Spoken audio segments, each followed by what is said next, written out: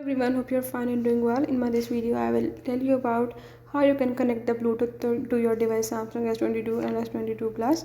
Before starting, if you're new to my channel, do subscribe and hit the bell icon. So now let's move to the video. So if you want to connect the Bluetooth with any other device, or you want to connect any other device with your device, you can do this by the method as I'm showing in this video.